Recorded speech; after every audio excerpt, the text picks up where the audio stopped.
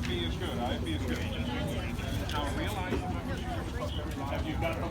Can you hear me on access 2? 1, 2, 3, 4, 5. Okay, good. Whatever the channel is, have you got it? 1, 2, 3, 4, 5. Okay.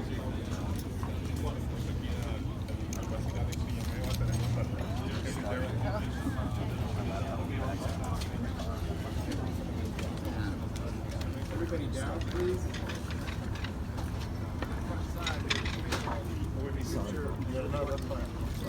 Don't need to touch those mics fucking a minute before it starts. There's no need.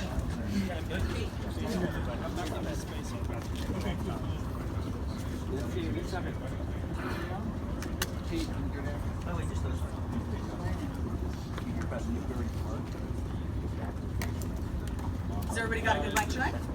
Yes. Are we all ready to go? Yes. All right. All right. Good afternoon, everyone. My name is Elizabeth Espinosa, Executive Director of Communications for the Los Angeles County Sheriff's Department. We thank you so much for being here with us today. In the order of speakers that we will have today will be LA County Fire Chief Daryl Osby, and then we will have LA County Sheriff Alex Villanueva come to the podium. Thank you.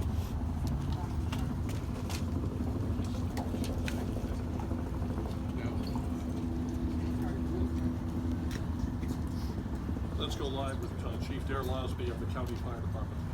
Good afternoon. My name is Daryl Osby, and I'm the Fire Chief of the Los Angeles County Fire Department. I want to thank you for coming here to today's briefing of the Willow incident. Today, shortly before 10 o'clock at 9:47 a.m., the Los Angeles County Fire Department received a 911 call of a potential helicopter down in a brush fire at the intersection of Los Virgenes Road and Willow Glen Street in the city of Calabasas in unincorporated Los Angeles County. Upon arrival, our firefighters discovered approximately a quarter-acre brush fire that resulted from a crash on the hillside.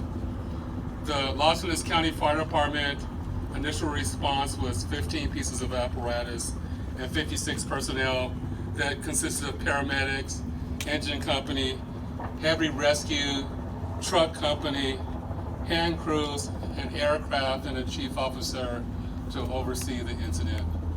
Upon arrival, during the incident, and upon arrival of the Sheriff's Department, our two respective departments entered in a unified command to handle this incident. Our firefighters on scene indicated that there was a debris field and steep terrain with a quarter-acre brush fire that was occurring at the time. Our firefighters hiked in to the accident site with their medical equipment and hose lines to extinguish the stubborn fire, as it included the brush fire, debris from a helicopter, and the fire also included magnesium, which is very hard for our firefighters to extinguish because magnesium reacts with oxygen and water. In addition to our firefighters hiking into the incident, we had one helicopter flying to the incident with firefighter paramedics on board. Those paramedics were hoisted down to the incident early into the incident. They did a search of the area for survivors. Unfortunately, all the survivors on board were determined to have been perished. Firefighters and hand crews worked to extinguish the fire while carefully preserving the incident for investigation. Currently, this investigation is still ongoing. I would like to turn this over to my sheriff to continue the press briefing.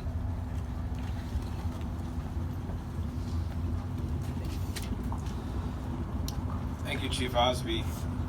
Personnel from Los Angeles Sheriff's Station responded to the scene of the crash site and assisted the fire department, and we've established a containment area, and now our Aéreo Bureau has a handle on traffic or aircraft accidents. However, when there's a fatality, then it switches to the National Transportation Safety Bureau, the NTSB, and the Federal Aviation Administration, the FAA.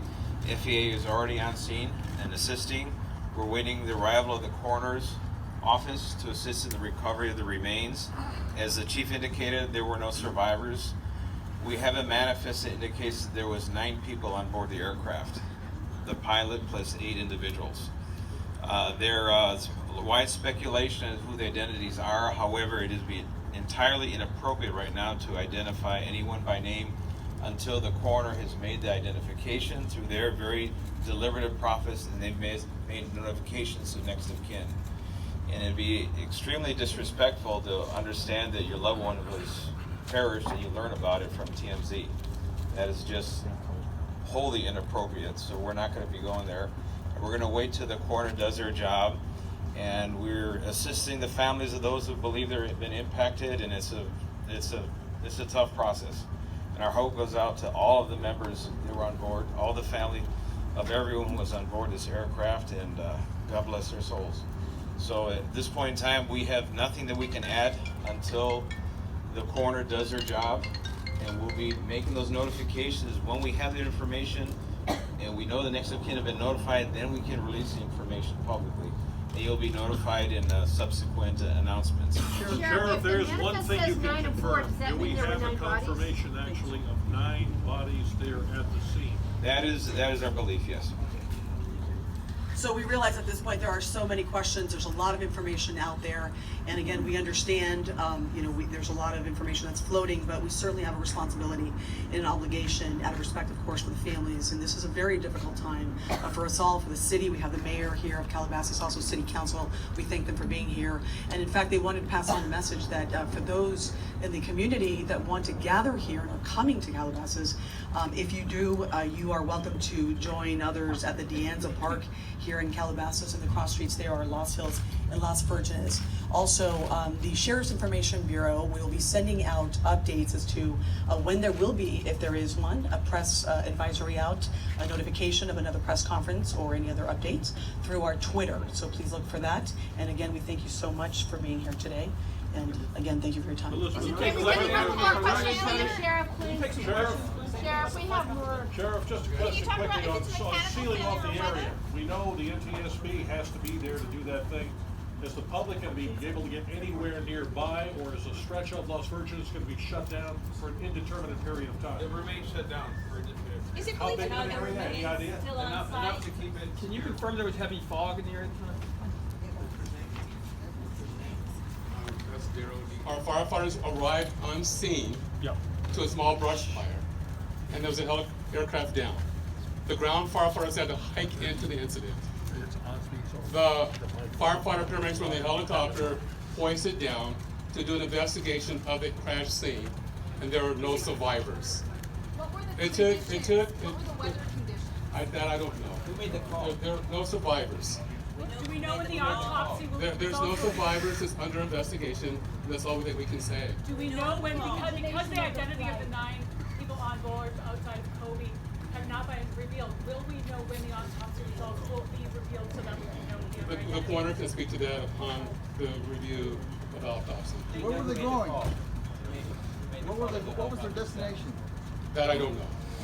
Chief. That I don't know. Who was piloting the helicopter? I don't know. Mr. Bryant had a helicopter. I don't know. And I really conclude. I just wanted to reiterate what I said because they said it wasn't clear.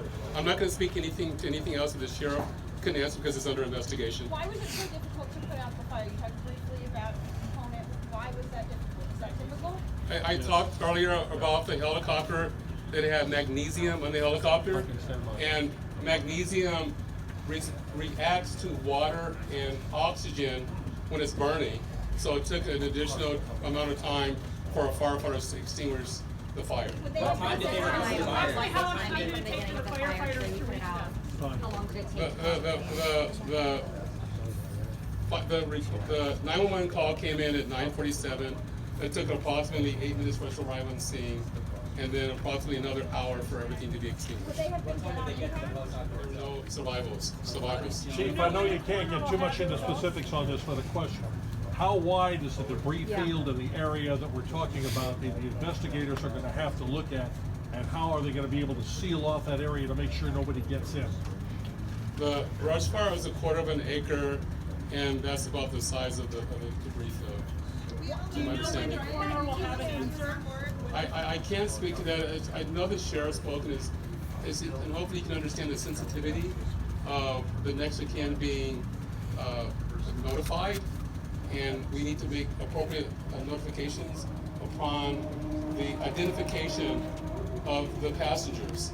And that's going to take time, and I know that the coroner has people unseen. The coroner himself is en route, that they need to do an investigation, they need to look at the manifest, and they need to confirm the DNA and whatever process the coroner does to confirm the bodies before making an official announcement. And that's up to him. Do you know 9 people on board? 9 people on board. Is it possible there were more people than were supposed to be on board that aircraft on that helicopter? That's still under Can investigation. you tell us where the helicopter was going from and to Boston? I do not have that information. Was everyone confirmed dead when you arrived on scene? I'm being repetitive again, but I'm going to repeat it again, is that unfortunately, when the firefighter paramedics did a search of the area and identified there were no survivors. You said it took 8 minutes to arrive on scene. How long How many without revealing identities or how many might be minors? That's undeterminable at this You time. said it took 8 minutes to get to the scene. How long did it take you to get into the helicopter or to the helicopter itself? I don't have that information. Can you confirm any minors on board? What is the magnesium? Magnesium, there's fuel on the helicopter. Magnesium is part of the components that the helicopter is constructed with. Can you tell us who owned the helicopter? That I don't know. That's under investigation, and that will be released. That's under investigation.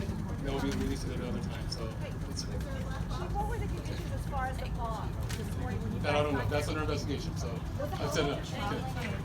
Hey guys, real quick, I'm Sergeant Grubb from Sheriff's Information Bureau. Does anybody need a Spanish language